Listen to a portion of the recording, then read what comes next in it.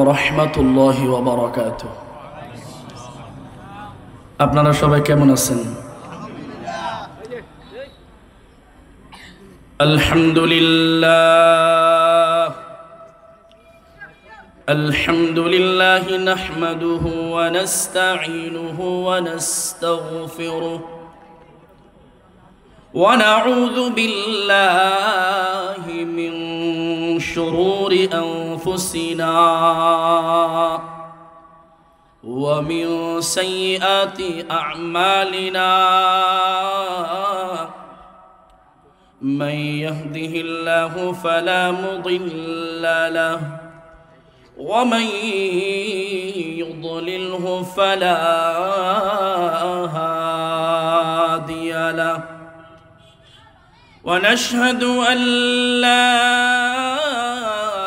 إله إلا الله وحده لا شريك له ونشهد أن سيدنا وسندنا وحبيبنا وطبيبنا وطبيب قلوبنا وأولانا ومولانا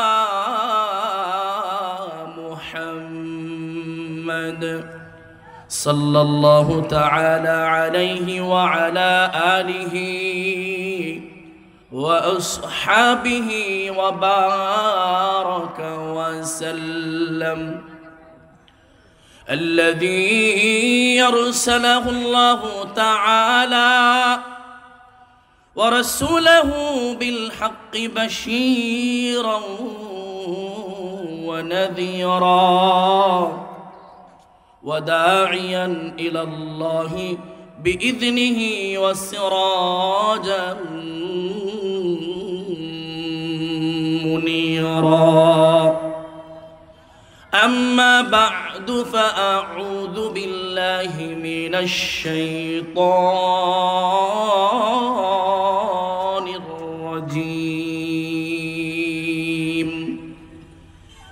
بسم الله الرحمن الرحيم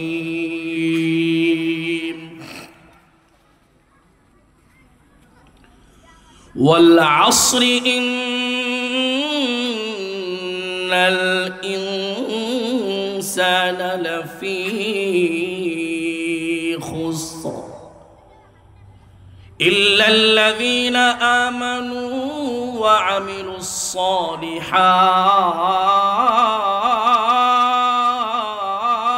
الصالحات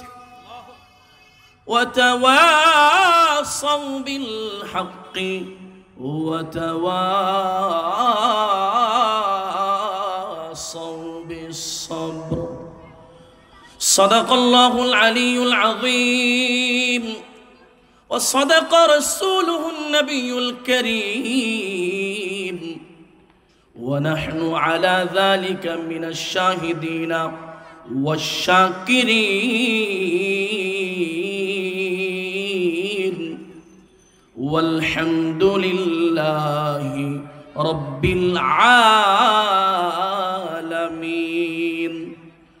سبحانك لا علم لنا إلا ما علمتنا إنك أنت العليم الحكيم سبحانك لا فهم لنا إلا ما فهمتنا إنك أنت الجواد الكريم اللهم صل على سيدنا ونبينا وشفيعنا وحبيبنا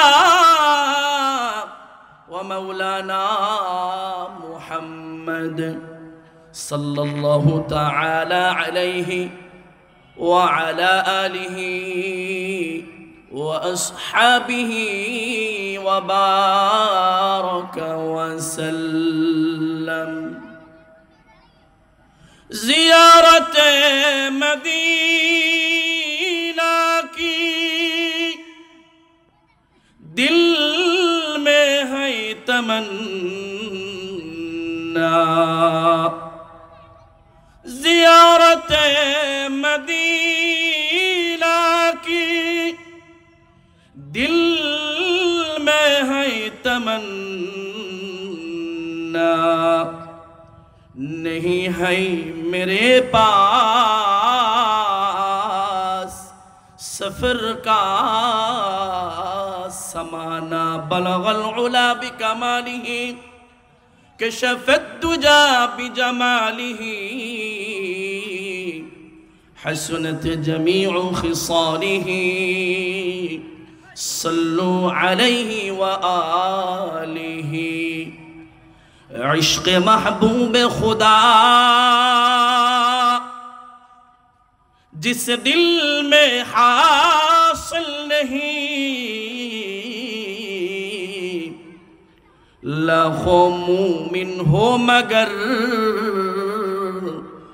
दिल में ईमान कामिल नहीं। बलगल उला बिकमालिही कशफत दुजा बिजमालिही, हसनत जमीउ खिसालिही, सल्लु अलैहि व आलिही। আলহামদুলিল্লাহ, সমস্ত প্রশংসা একমাত্র আল্লাহ সুবহানাহু ওয়া তাআলার জন্য, যে মহিয়ান গরিয়ান সর্বশক্তিমান দয়ালু দাতা মেহেরবান রব্বুল আলামিন মাওলাল করিম আল্লাহ সুবহানাহু ওয়া তাআলা অত্যন্ত দয়া করে মায়া করে ভালোবেসে এই মাহফিলের প্যান্ডেলে দারুল উলুম তালিমুস সুন্নাহ মাদ্রাসার উদ্যোগে দ্বিতীয় বার্ষিক ওয়াজ ও দোয়ার মাহফিলের আজকের এই আয়োজনে কোরআনের মুহাব্বতে, দ্বীনের নিসবতে, হযরত উলামায়ে কেরামের সোহবতে হায়াতে জিন্দেগির সময় থেকে অল্প কিছু সময় ব্যয় করার জন্য আল্লাহ তৌফিক দান করেছেন।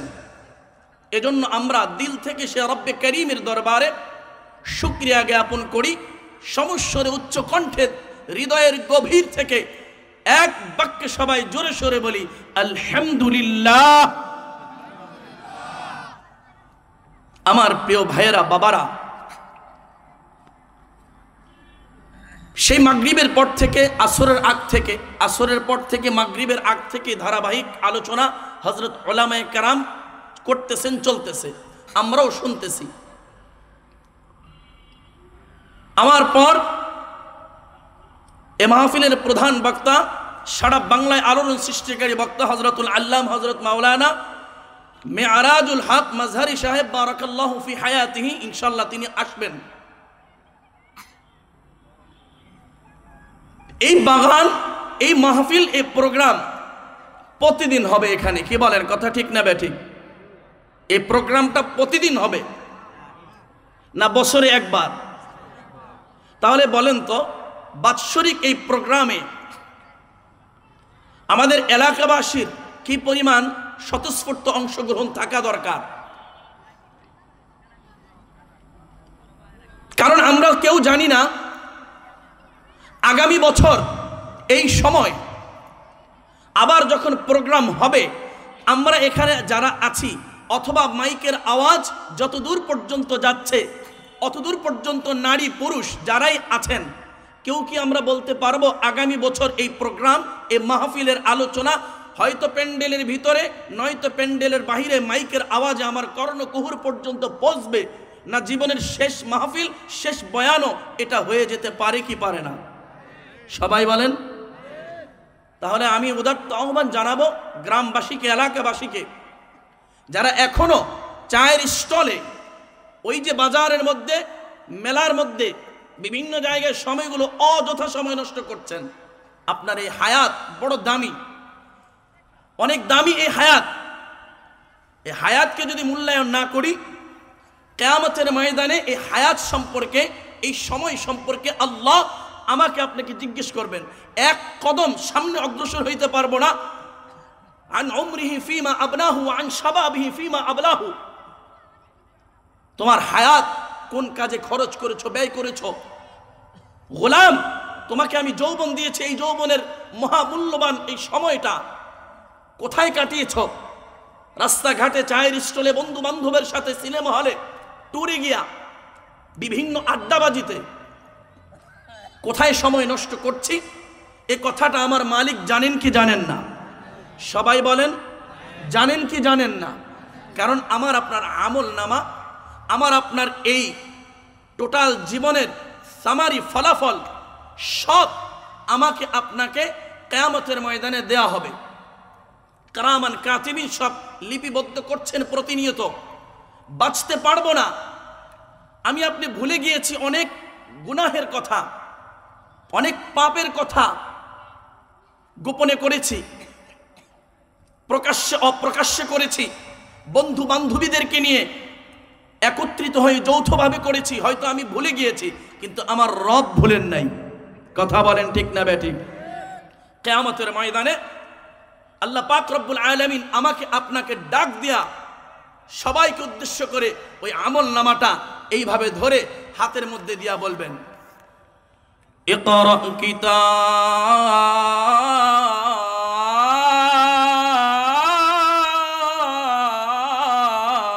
কিতাবাক কাফা বিনফসিকাল ইয়াওমা আলাইকা হাসিবা।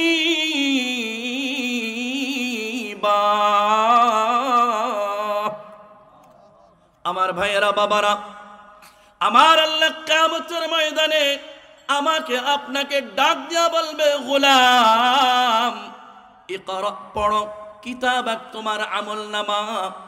জীবনে যত আমল করেছ, ভালো করেছ বা মন্দ করেছ, এই আমল নামার মধ্যে আমি আল্লাহ তাআলা সব উঠাইছি,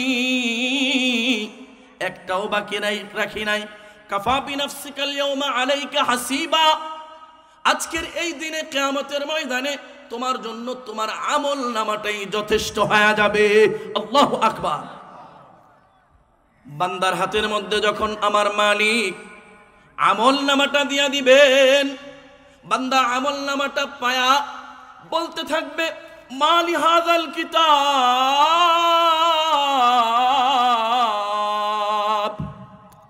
লা ইউগাদিরু সগীরাতান ওয়ালা কাবীরাতান ইল্লা আহসাহা। গোলামটা বলবে, হায় মালি হাযাল কিতাব, এটা কেমন কিতাব, যেই কিতাবের মধ্যে আমার জীবনের বড় বড় গুনাহগুলো, অপরাধগুলো সব তো লেখা হয়ে গেছে। শুধু তাই না, ছোট ছোট অপরাধ যেগুলো আমি করেছি কিন্তু আমার মনে নাই, আমি ভুলে গিয়েছি কিন্তু আমার রব ভুলেন নাই। কিরামান কাতিবিনদেরকে হুকুম দিয়া আমার আল্লাহ রব্বুল আলামিন ওই গুনাহগুলোকে আমার আমল নামার মধ্যে উঠায় দিছেন। কথা বলেন ঠিক না বেঠিক?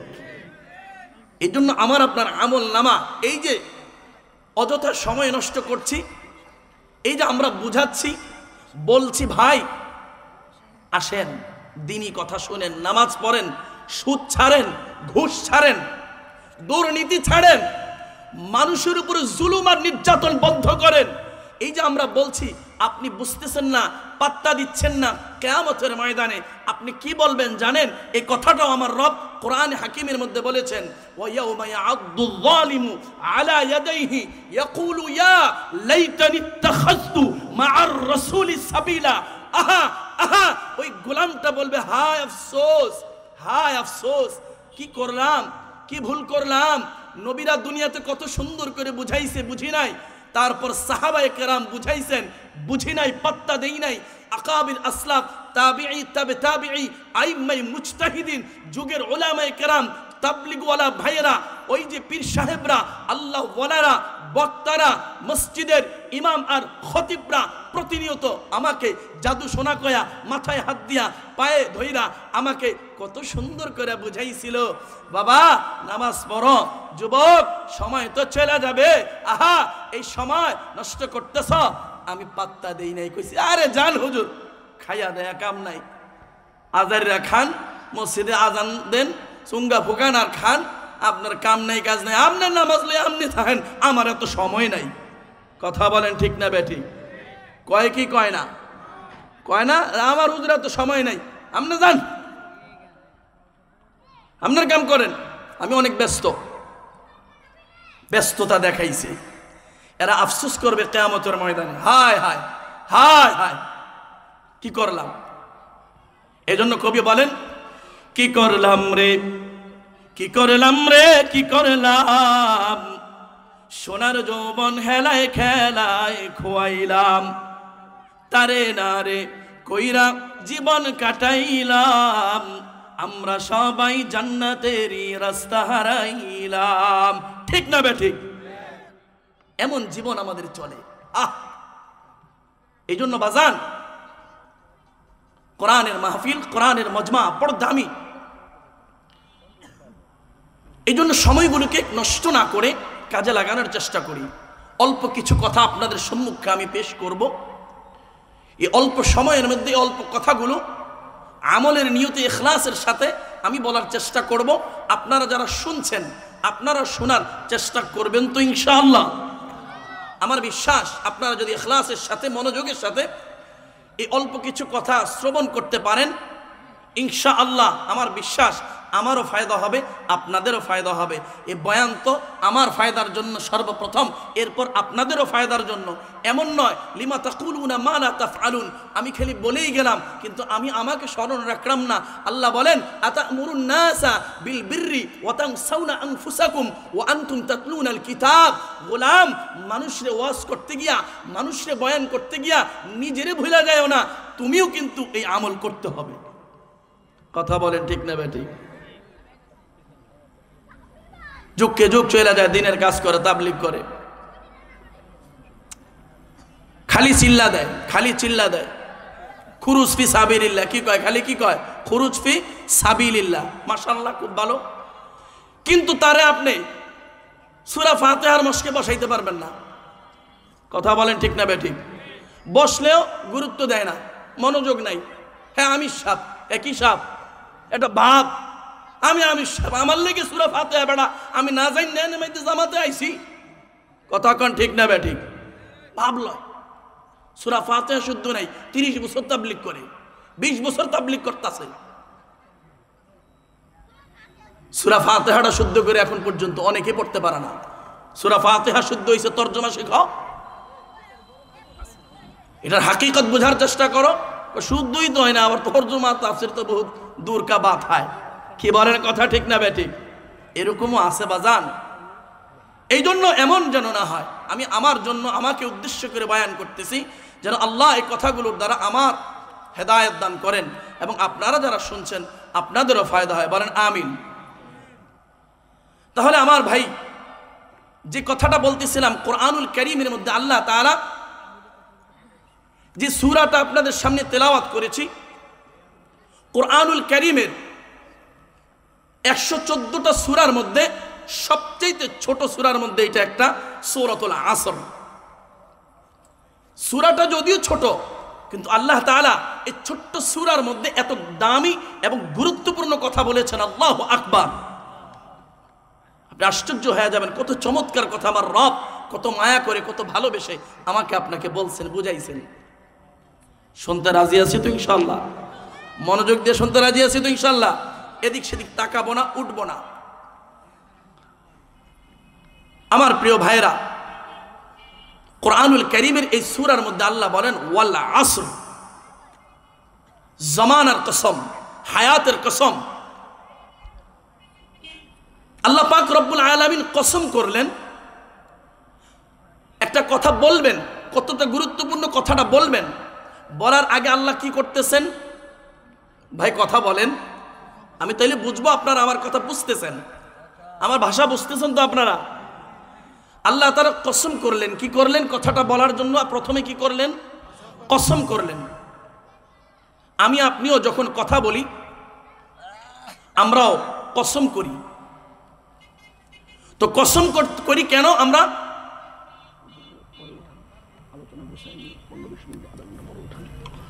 কথা বুঝতেছেন? আমরা মানুষ কেন কসম করি? বলে আমরা মানুষ কসম করি আমার কথাটা সত্য, এটাকে সত্যায়ন করার জন্য আমরা কসম করি। কিন্তু আল্লাহ আমাকে আপনাকে একটা কথা বলবেন, এটা সত্য বলার জন্য আল্লাহর কসম করার কোনো দরকার আছে?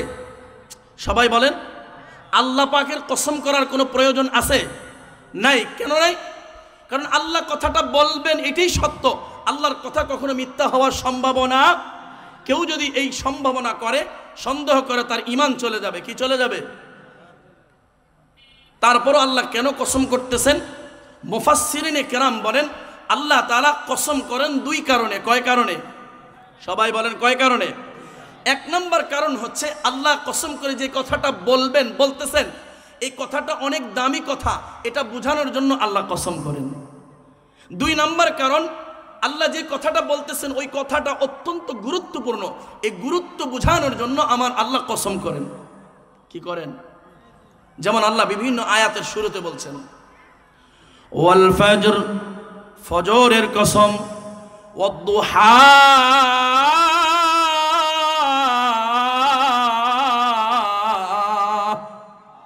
দুপুরের কসম, মধ্যাহ্নের কসম, ওয়াল-লাইল,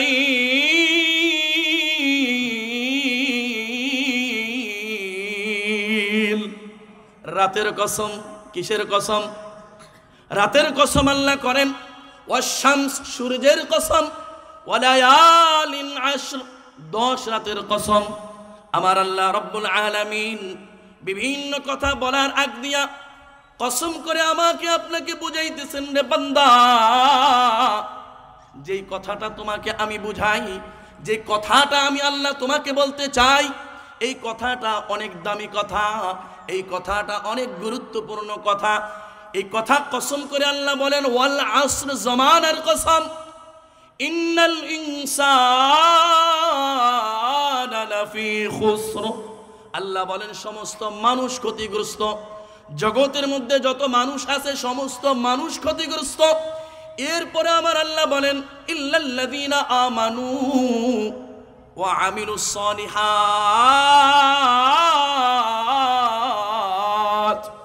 ওয়া তাওয়াসাউ বিল হাক্কি ওয়া তাওয়াসাউ বিস সাবর। আমার আল্লাহ ডাক দিয়া বলেন, রে বান্দা, দুনিয়ার মধ্যে যত মানুষ আছে সমস্ত মানুষ ক্ষতির মধ্যে আছে, সমস্ত মানুষ ক্ষতিগ্রস্ত। তবে একদল, এক শ্রেণীর মানুষ তামাম পৃথিবীর মধ্যে আছে যাদের মধ্যে 4টা গুণ আছে। কয়টা গুণ? সবাই বলেন কয়টা গুণ? 4টা গুণ আছে। তারা ব্যতীত তারা ক্ষতিগ্রস্ত না। সুবহানাল্লাহ। সমগ্র দুনিয়ার মানুষ ক্ষতিগ্রস্ত, তবে এক শ্রেণীর, একদল মানুষ সমগ্র পৃথিবীতে আছে। এই লক্ষ কোটি মানুষের মধ্য থেকে যেই দলের মধ্যে 4টা গুণ আছে তারা ক্ষতিগ্রস্ত না। আল্লাহু আকবার। এই দলের অন্তর্ভুক্ত, দলভুক্ত কারা কারা হতে চাই? মালিককে হাত তুলে দেখে, আল্লাহ আপনি আমাদের সবাইকে এই দলভুক্ত করেন। বলেন আমিন। আল্লাহ আপনি আমাদেরকে কবুল ও মঞ্জুর করেন। বলেন আমিন। এবার আল্লাহ তাআলা বলতেছেন, বান্দা, এক নাম্বার হইতেছে ইল্লাল্লাযীনা আমানু। ওই যে একটা দল যাদের মধ্যে 4টা গুণ, এই 4 গুণের প্রথম গুণ, 4 গুণের বয়ান বুঝবেন, 4 গুণের প্রথম গুণ, 1 নাম্বার গুণ হচ্ছে ইল্লাল্লাযীনা আমানু, যারা ঈমানদার, ঈমানওয়ালা, যারা ঈমানদার, যারা ঈমানওয়ালা। ঈমান কাকে বলে? বলে ইকরার বিল লিসান ও তাসদীক বিল জিনান ও আমল বিল আরকান।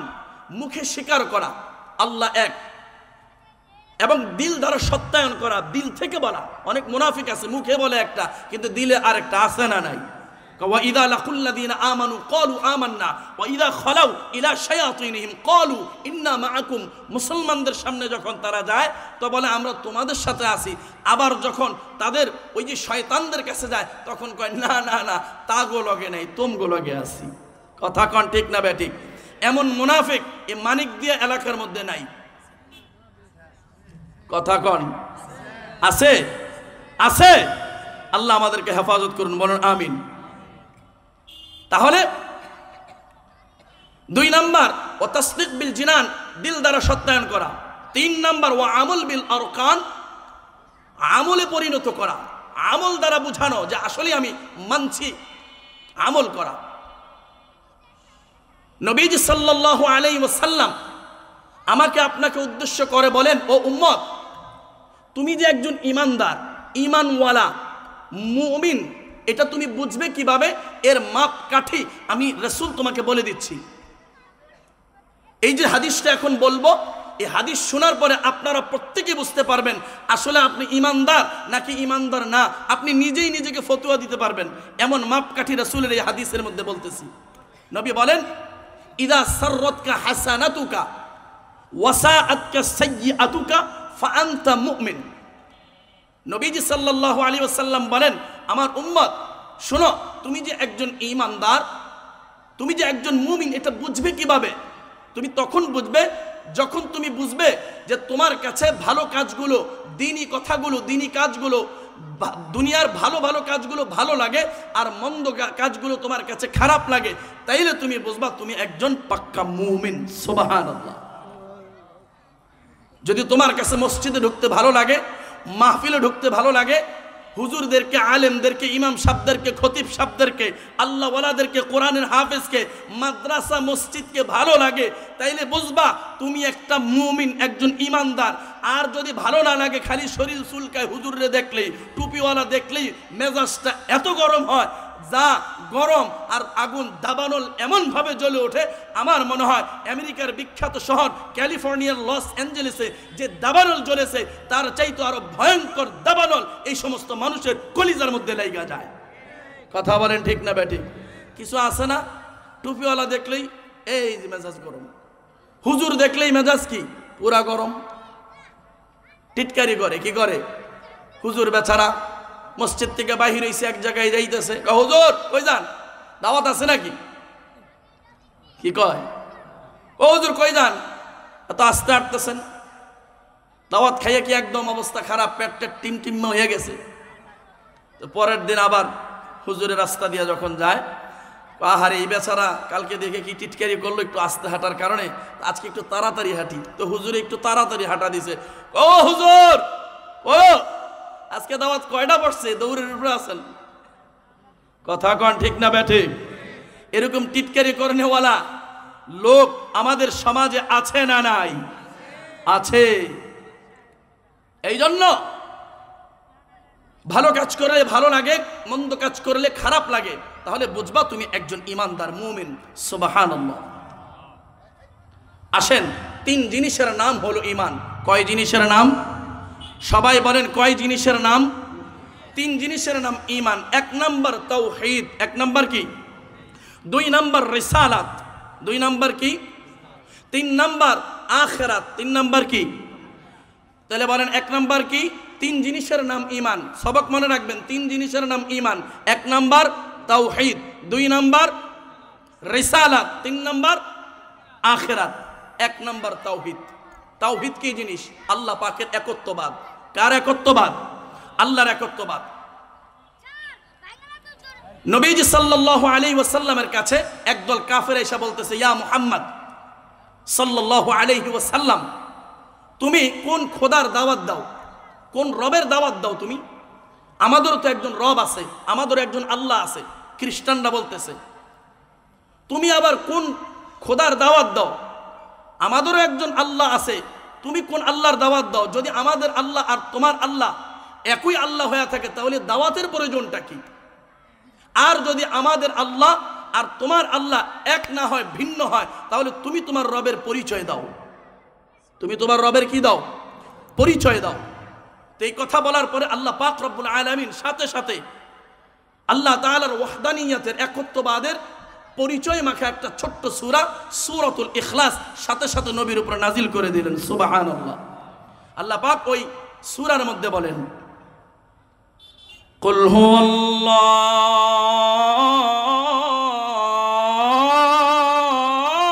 হুয়াল্লাহু আহাদ আল্লাহুস সামাদ লাম ইয়ালিদ ওয়া লাম ইউলাদ ওয়া লাম ইয়াকুল লাহু কুফুয়ান আহাদ।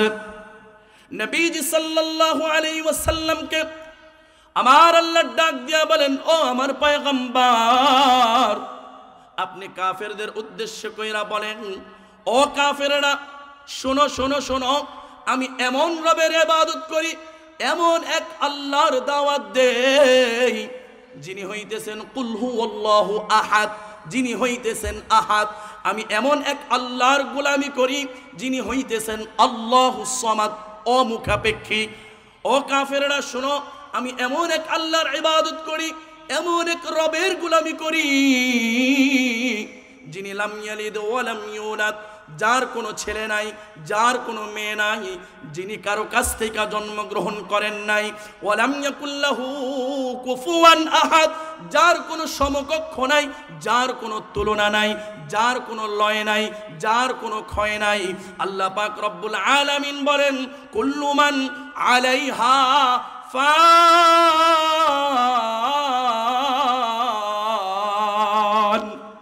ওয়া ইয়াবকা ওয়াজহু রাব্বিকা যুল জালালি ওয়াল ইকরাম।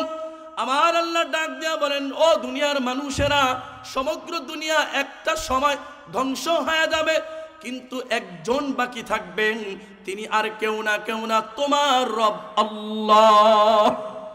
কে বাকি থাকবেন? আল্লাহ বাকি থাকবেন, সব ধ্বংস হয়ে যাবে।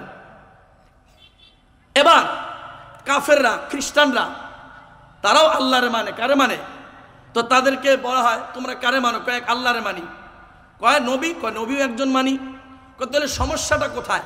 কয় সমস্যাটা হইতেছে আমরা আল্লাহকে আহাদ হিসেবে মানি না, ওয়াহিদ হিসেবে মানি। কি হিসেবে মানি?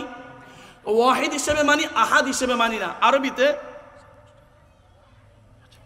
আরবিতে আহাদ শব্দ, এই আরবি শব্দের আহাদ শব্দের অর্থ এক, ওয়াহিদুন এই শব্দের অর্থ এক। তাহলে দুটো শব্দের একই অর্থ, কিন্তু ভিন্নতাটা কোথায়? ভিন্নতাটা হইতেছে ওয়াহিদুন এমন এক শব্দ যার সাথে অন্য শব্দের সংযুক্ত হয়, কিন্তু আহাদ এমন শব্দ যে শব্দের সাথে কোনো সংযুক্ত হয় না। কথা বুঝতেছেন? তো খ্রিস্টানদেরকে জিজ্ঞেস করা হয়েছে, তো তোমাদের রবকে? আমাদের রব আল্লাহ একজন, আমরা ওয়াহিদ হিসেবে মানি, আহাদ হিসেবে মানি না। বলে আমরা কেমনে মানি? ওয়াহিদের সাথে আমরা সংযুক্ত করি। কয় কেমন? আল্লাহর একজন, আল্লাহ তো একজন আছে, এবং আল্লাহর একটা ছেলে আছে, নাম তার ঈসা, নাউজুবিল্লাহ। আল্লাহ তো একজন আছে, তার একজন বিবি আছে, নাম তার মারিয়াম, নাউজুবিল্লাহ। কিন্তু বলেন তো আল্লাহর কোনো বিবি আছে? আল্লাহর ছেলে আছে? আল্লাহ কারো কাছ থেকে জন্মগ্রহণ করছেন? না। আল্লাহ তাআলা বলেন, ও পয়গম্বর, আপনি যদি এই মুশরিকদেরকে, এই ইহুদিদেরকে, খ্রিস্টানদেরকে জিজ্ঞেস করেন, মান খালাকাস সামাওয়াতি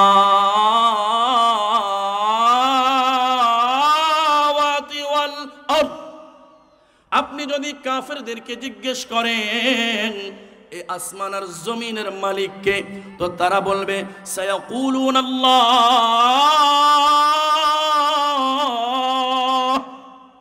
কি রে ভাই, তাকবীর দিতে মনে চায় না? আল্লাহর কোরআনের আয়াত শুনে যদি দিলের মধ্যে প্রকম্পিত অবস্থা না হয়, আল্লাহ বলেন ইন্নামাল মুমিনুনা আল্লাযীনা ইযা যুকিরাল্লাহু ওয়াজিলাত কুলুবুহুম ওয়া ইযা তুলিয়াত আলাইহিম আয়াতুহু যাদাতহুম ঈমানা। আল্লাহু আকবার। যেখানে কোরআনের তেলাওয়াত করা হয়, আল্লাহর আলোচনা, জিকির হয়, কোরআনের তেলাওয়াতে, আল্লাহর জিকিরে মানুষের একজন ইমানদার যে মুমিন, তার অন্তর আত্মা প্রকম্পিত হতে থাকে, কাঁপতে থাকে, আর তার ইমান আগের চাইতে আরো বৃদ্ধি হতে থাকে, বাড়তে থাকে। সুবহানাল্লাহ। আপনারা ঘুমায় গেছেন, আপনারা ধাক্কায় ধাক্কায়, মানিক দিয়ার রামপুরার এরিয়ার মানুষ, ঢাকা শহরের মানুষ, ধাক্কায় ধাক্কায় যদি আপনাকে ভিতর থেকে শব্দ বাইর করতে হয়, তাহলে তো প্রত্যন্ত গ্রাম অঞ্চলে বুড়া চাচারা সারাটা দিন কাজ কইরা আইসা খেতে খামারে, এদের সামনে যখন আলোচনা করে, মাশাআল্লাহ কি চমৎকার তাকবীর দেয়, মনে হয় যে মাত্র ঘুমের থেকে উইটা এমন ভাবে হৃষ্টপুষ্ট চাঙ্গা হয়ে আইছে, শরীরটা একেবারে ফুরফুরা। এরকম একটা তাকবীর আপনারা দিতে পারবেন ইনশাআল্লাহ? লিল্লাহি তাকবীর, লিল্লাহি তাকবীর, লিল্লাহি তাকবীর, লিল্লাহি তাকবীর। মাশাআল্লাহ। তাহলে কাফেরদেরকে, মুশরিক ইহুদিদেরকে যদি জিজ্ঞেস করা হয় আসমান জমিনের মালিককে, তো তারা বলবে কে? একজন কে? আল্লাহ। কিন্তু তারা আল্লাহকে ওয়াহিদ হিসেবে মানে, আহাদ হিসেবে মানে না। তাহলে এক নাম্বার পাইলাম আমরা ঈমান, চার জিনিসের নাম। এক নাম্বার তাওহীদ, দুই নাম্বার হইতেছে রিসালাত। দুই নাম্বার কি? রিসালাত। রিসালাত কি জিনিস? মুহাম্মদুর রাসূলুল্লাহ সাল্লাল্লাহু আলাইহি ওয়াসাল্লামের পরে আর কোনো নবী নাই পৃথিবীতে, কিয়ামত পর্যন্ত আর কোনো নবী আসবে না। এই রিসালাত একেবারে মনে প্রাণে ইয়াকিন আর বিশ্বাসের সাথে দিলের মধ্যে ঢুকায়া নেওয়া। কারণ আমার নবীজি সাল্লাল্লাহু আলাইহি ওয়াসাল্লাম হাদিস শরীফের মধ্যে তার রিসালাতের ব্যাপারে বলেছেন, আনা খাতামুন নবিয়্যিন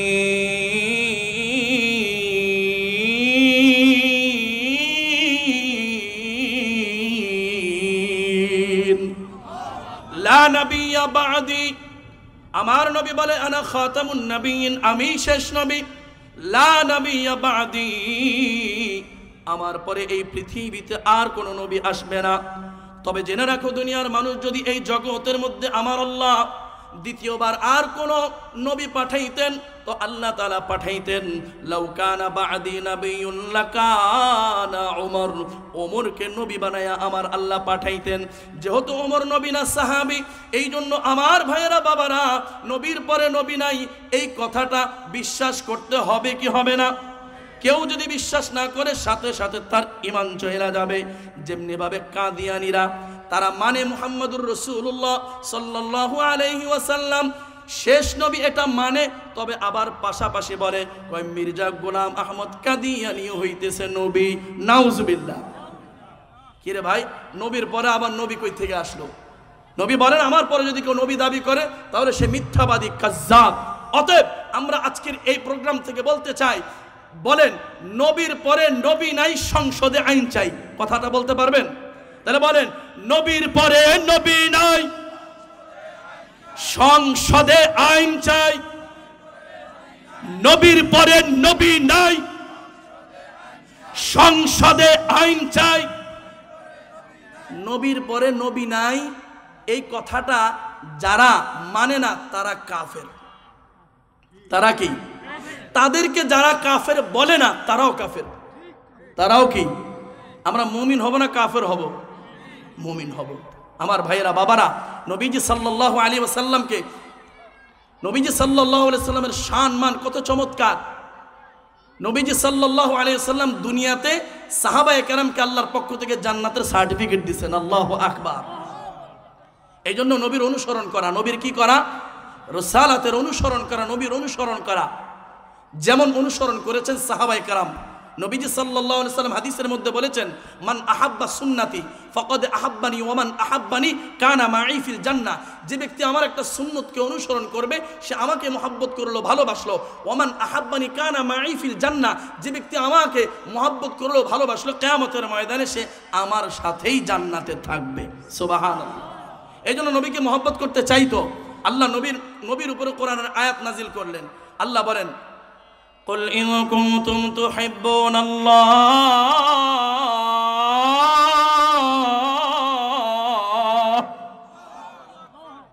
فاتبعوني يحببكم الله ويغفر لكم ذنوبكم والله غفور رحيم। ও আমার পয়গম্বর, আপনি আপনার উম্মতদেরকে জানায় দেন, ইন কুনতুম তুহিব্বুনাল্লাহ, যদি তোমরা আল্লাহকে ভালোবাসতে চাও, মুহাব্বত করতে চাও, ফাত্তাবিউনি, আমি নবীকে অনুসরণ করো। সুবহানাল্লাহ। ও আমার উম্মতেরা, যদি তোমরা আমি নবীর অনুসরণ করো, আল্লাহকে তোমার ভালোবাসা লাগবে না, উল্টা আল্লাহ তাআলা নিজেই তোমাকে ভালোবাসবেন। আল্লাহ বলেন ইউহিব্বুকুমুল্লাহ, যদি এই নবীর অনুসরণ করো আমি আল্লাহ স্বয়ং তোমাকে ভালোবাসবো। শুধু তাই না আমার ভাইয়েরা বাবারা, জীবনে চলার পথে আমার আপনার গুনাহ হয় কি হয় না? কথা বলেন, হয় কি হয় না? আল্লাহ বলেন তুমি যদি নবীর অনুসরণ করো আমি আল্লাহ তাআলা তোমার হায়াতে জিন্দেগীর সমস্ত গুনাহগুলোকে মাফ করে দিব। সুবহানাল্লাহ। তাইলে নবীকে অনুসরণ করলে, সুন্নত মানলে আল্লাহর পক্ষ থেকে পুরস্কারের ঘোষণা কয়টা? সবাই বলেন কয়টা? 1 নাম্বার আল্লাহ ভালোবাসবেন, মহব্বত করবেন। 2 নাম্বার আমার আপনার জীবনের সব গুনাহ মাফ করে দিবেন। এবার নবীর পক্ষ থেকে ঘোষণা, আলোচনা শেষ। নবীর পক্ষ থেকে ঘোষণা, নবী বলেন মান আহইয়া সুন্নতি ফাকাদ আহাব্বানি ওয়া মান আহাব্বানি কানা মাই ফিল জান্নাহ। যে ব্যক্তি আমার একটা অবহেলিত সুন্নতকে, যেটা সমাজে প্রচলন নাই, এটাকে প্রচলন ঘটাবে। যেমন সমাজের মধ্যে সালাম দেয় মানুষ, সালাম আলাইকুম, কি কয়? সালাম আলাইকুম, সালাম আলাইকুম। এটা শুদ্ধ সালাম না, শুদ্ধ সালাম হচ্ছে আসসালামু আলাইকুম। যে সালাম এই দারুল উলুম তালিমুস সুন্নাহ মাদ্রাসায় আমার ওস্তাদের মাদ্রাসায় পড়ানো হয়। এই যে মাদ্রাসার মুহতামিম হযরত মাওলানা নুরুল আলম সাহেব বারাকাল্লাহু ফি হায়াতি, আমার ওস্তাদ, আজ থেকে 20 বছর পূর্বে দারুল উলুম মাদানীনগর মাদ্রাসায় হুজুরের কাছে আমি বক্তব্য পড়ছি। আমার জীবনের আলিফ বা তা হুজুরের হাত দিয়ে শুরু। কথা বুঝতেছেন? এমন আমার মতো হাজার হাজার ছাত্র সারা বাংলাদেশে বিভিন্ন জায়গায় আনাচে কানাচে বিভিন্ন মসজিদের খতিব, ওয়াইজ, বক্তা, বড় বড় শাইখুল হাদিস হুজুরের ছাত্র। কারণ এই 20 বছরে হাজার হাজার ছাত্র আলেম হয়েছে কি হয় নাই হুজুরের কাছে বক্তব্য পড়ে। অতএব মূল্যায়ন করেন। কদরে নিয়ামত বাদে জাওয়াল, নিয়ামতের কদর তখন আসে যখন এটা চলে যায়। কথা বলেন ঠিক না বে ঠিক? ওস্তাদকে মূল্যায়ন করেন, আলেমকে মূল্যায়ন করলে কখনো ঠকে না মানুষ, জিতবেন ইনশাআল্লাহ, জিতা যাবেন। এই মাদ্রাসাটা হুজুরে বড় আশা কইরা অল্প কতটুকু জায়গার মধ্যে হিম্মত কইরা করছে আপনাদেরকে সাথে নিয়া। আপনারা মহব্বত ভালোবাসার সম্পর্ক রাখবেন, মাদ্রাসার প্রতি খেয়াল রাখবেন, আমার ওস্তাদের প্রতি ইনশাআল্লাহ। আমার বিশ্বাস এত হাজারো আলেমের ওস্তাদ আপনার সাথে কথা বলবে, আপনার সাথে মহব্বত রাখবে, আপনিও রাখবেন, আপনি লস হবে না, ক্ষতিগ্রস্ত হবেন না, আল্লাহ আপনাকে দুনিয়া ও আখিরাতে পোষায় দিবে ইনশাআল্লাহ।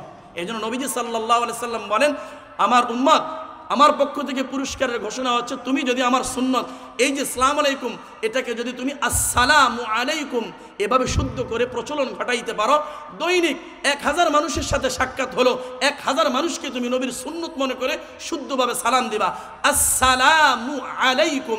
আসসালামের হামজাটা শক্ত করে আর মিম পেশ মুকে স্পষ্ট করে আসসালামু আলাইকুম বলতে পারবো না ইনশাআল্লাহ? নাকি আজকের পর থেকে আসসালামু আলাইকুম বলবো? আসসালামু আলাইকুম বলবো না। তাইলে এই অবহেলিত সুন্নত শুদ্ধভাবে যদি প্রচলন ঘটাইতে পারি, নবী বলেন কিয়ামতের ময়দানে জান্নাত আর জাহান্নামের ফয়সালা হয়ে যাওয়ার পর তুমি আমি নবীর সাথে জান্নাতে ঢুকে যাইবা।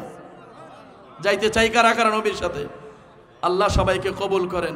তাহলে 2 নাম্বার রিসালাত, 3 নাম্বার আখিরাত, আখিরাতের প্রতি বিশ্বাস করা। এরপর আসেন 2 নাম্বার কি বলছিলাম, ওই যে একদল মানুষ যাদের মধ্যে 4টা গুণ। 1 নাম্বার গুণ ইমানদার, 2 নাম্বার গুণ যারা ওয়া আমিলুস সলিহাত, নেককার আমলদার, নেককার আমলদার, আমলওয়ালা। 3 নাম্বার আল্লাহ বলেন ওয়াতাওয়াসাউ বিল হক, যারা মানুষকে সত্য উপদেশ দেয়, সত্য কথা বলে। 4 নাম্বার ওয়াতাওয়াসাউ বিস সবর, মানুষকে ধৈর্যের উপদেশ দেয়, ধৈর্যের উপদেশ দেয় মানুষকে। কিসের উপদেশ দেয়? জানাবো?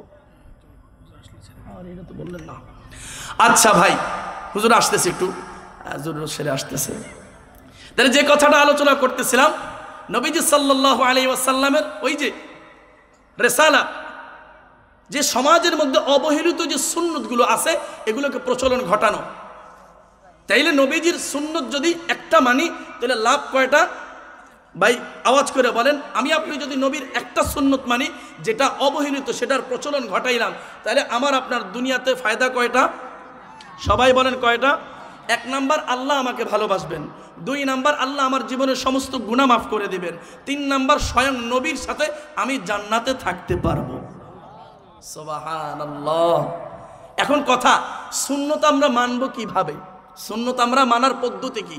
বলে ওলামায়ে কেরাম বলেন সুন্নত মানার পদ্ধতি হইতেছে হযরত সাহাবায়ে কেরামের মতো। কার মতো? সবাই বলেন কার মতো? আমরা যেভাবে মানি সব এইভাবে না, সাহাবায়ে কেরাম যেভাবে মাইনা শিখাইছেন নবীর কাছ থেকে দেখে দেখে ওইভাবে। কথা কি বুঝাইতে পারলাম? নবীকে অনুসরণ করছেন কদমে কদমে হযরত সাহাবায়ে কেরাম। এর মধ্যে থেকে একজন সাহাবী হযরতে হুযায়ফা ইবনুল ইয়ামান রাদিয়াল্লাহু তাআলা আনহু, জলিল কদর একজন সাহাবী। হযরতে ওমর রাদিয়াল্লাহু তাআলা আনহুর জামানার ঘটনা। হযরত হুযায়ফা ইবনুল ইয়ামান রাদিয়াল্লাহু তাআলা আনহুকে ওমর রাদিয়াল্লাহু তাআলা আনহু একটা চিঠি দিয়া, পয়গাম দিয়া পারস্য সম্রাটের কাছে পাঠাইছে। কার কাছে? বলল, ও হুযায়ফা, পারস্য সম্রাটের কাছে চিঠিটা নিয়ে দিয়ে আসো। তিনি নিয়ে গেছেন, যায় পারস্য সম্রাটের কয় নাও। হযরত ওমর পাঠাইছে, মুসলিম জাহানের খলিফা হযরত ওমর রাদিয়াল্লাহু তাআলা আনহুর পক্ষ থেকে চিঠি। কয় তুমি কোত্থেকে আসছো? কয় আরব জাহান থেকে। কয় তোমার নাম কি? কয় আমার নাম হুযায়ফা। কয় শোনো হুযায়ফা, আমার এই রাজ্যের একটা নিয়ম হচ্ছে, আমার এই রাজ্যে যারা ঢুকবে তার চিঠি পরে দেখবো, আগে তার আমি মেহমানদারি করাই। কি করাই? হুযায়ফা ইবনুল ইয়ামান রাদিয়াল্লাহু তাআলা আনহু বলেন, ও পারস্য সম্রাট, আমি তোমার মেহমান হইতে রাজি আছি, তবে একটা শর্ত। বাদশারে কি দেয়? বাদশারে কি দেয়? শর্ত দেয়। সবাই বলেন নারায়ে তাকবীর, নারায়ে তাকবীর, প্রধান বক্তার আগমন, প্রধান বক্তার আগমন। ইনশাআল্লাহ হুজুর অত্যন্ত চমৎকার আলোচনা করেন। আমি হুজুরের অনেক বয়ানও শুনেছি এবং সবচেয়ে বড় কথা হচ্ছে হুজুর এত চমৎকার কোরআনুল কারীমের তেলাওয়াত করে। বয়স যদিও একটু বেশি মনে হইতেছে বা মুরব্বী, কিন্তু আমার চাইতে জোয়ান। হুজুর যখন তেলাওয়াত করবে আপনার মনে হইব যে আমার চাইতে ছোট্ট একটা বাচ্চা তেলাওয়াত করতেছে। সুবহানাল্লাহ, অত্যন্ত চমৎকার মধুর সুরে হুজুর তেলাওয়াত করে। শুনবো না ইনশাআল্লাহ আমরা? তাহলে আমার আলোচনাটা শেষ করে দিতেছি 2-1 মিনিট হুজুর থেকে সময় নিয়ে। আল্লাহু আকবার। হুযায়ফা ইবনুল ইয়ামান রাদিয়াল্লাহু তাআলা আনহু বলেন, ও পারস্য সম্রাট শোনো, শর্ত আছে, তোমার মেহমান হইতে রাজি আছি। কারে শর্ত দেয়? বাদশারে শর্ত দেয়। কারে? আরে মিয়া এলাকার নেতা খেতা পাতি নেতায় দাওয়াত দিলে যে হুজুর বা কোনো একজন মানুষকে বা 1 কাপ চায়ের দাওয়াত, কি শর্ত? জেনে আছেন হেনেই বয়ে পড়বে। কথা বলেন ঠিক না বেঠিক? কয় যুগের সাথে তাল মিলিয়ে চলতে হয়। কি কয়? হুযায়ফা ইবনুল ইয়ামান রাদিয়াল্লাহু তাআলা আনহু বলেন, ও পারস্য সম্রাট, আমি রাজি আছি তোমার মেহমান হতে, তবে একটা শর্ত। কয় কি শর্ত? কয় আমার নবীর দেখানো সুন্নত তরিকা দস্তরখান বিছায়া নিচে জমিনের মধ্যে আমাকে খাবার দিতে হবে, তাহলে তোমার মেহমান হইতে আমি রাজি আছি, আর না হয় তোমার মেহমান আমি হব না। আল্লাহু আকবার। এটা আবার কেমন পদ্ধতি? এটা কেমন কথা বললা? হ্যাঁ, আমার নবীর সুন্নত, আমার নবীর শিখানো। এবার নবীজি সাল্লাল্লাহু আলাইহি ওয়াসাল্লামের একটা হাদিস শুনায় দিছে, আকুলু কামা ইয়াকুলুল আবদ ওয়া আজলিসু কামা ইয়াজলিসুল আবদ। নবীজি সাল্লাল্লাহু আলাইহি সাল্লাম বলেন, এই উম্মত, তুমি এমন ভাবে খানা খাইবা গোলামের মতো, যেমনি ভাবে একজন গোলাম তার মালিকের সামনে চেয়ারে বসে খাবার খায় না, নিচে বসে খাবার খায়। গোলাম পা উঠায়া মালিকের সামনে বসে না, বেয়াদবি হবে বলে পা উঠায় না। ওরে গোলাম, এই দুনিয়ার উম্মত শোনো, ওই গোলামের যেমনি ভাবে একজন মালিক আছে, ওই মালিক কোনো এক সময় তার থেকে চলে যায়, বিচ্ছিন্ন হয়ে যায়, তখন ওই মালিক ঘুমায়ও পড়ে। কিন্তু আমারও একজন মালিক আছে, যে মালিক ঘুমান না, যে মালিক কোথাও যান না, 24টা ঘন্টা সদা সর্বদা কুদরতি নজর দিয়া বান্দার দিকে, আমার দিকে আমার আল্লাহ তাকায় থাকেন। আল্লাহু আকবার। তাহলে আমি কেমনে উপরে বসে খানা খাবো? কেন আমি উপরে বসে খানা খাবো? আমার মালিক তো 24 ঘন্টা দেখতেছেন। এই জন্য আমি আদবের সাথে, ভদ্রতার সাথে আমার রব রিজিক দিচ্ছেন, সেই রিজিকটাকে সসম্মানে সম্মানের সাথে নিচে বসে ভোগ করছি, গ্রহণ করছি, নিচে দস্তরখান বিছায়া খানা খাইতেছি। সুবহানাল্লাহ।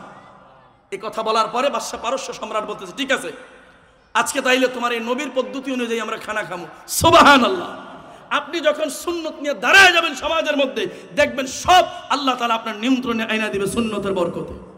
বৈশা পড়ছে রাজ দরবারের সমস্ত গণ্যমান্য ব্যক্তিরা, খানা খাইতে বসছে। খানা খাইতে বৈশা অনেক সময় আঙ্গুলের ফাঁক দিয়ে খাবার পরে যায় না? হুযায়ফা ইবনুল ইয়ামান রাদিয়াল্লাহু তাআলা আনহুর আঙ্গুল দিয়া একটু খাবার পড়ছে। পড়ার পর তিনি উঠায়া খাবেন, পাশ থেকে এক গণ্যমান্য ব্যক্তি বলে, এই হুযায়ফা, এই কাজটা কইরো না, ইজ্জত সম্মান সব শেষ হয়ে যাবে, আরবের সম্মান নষ্ট হয়ে যাবে, মানুষ তোমাকে ছোট লোক বলবে।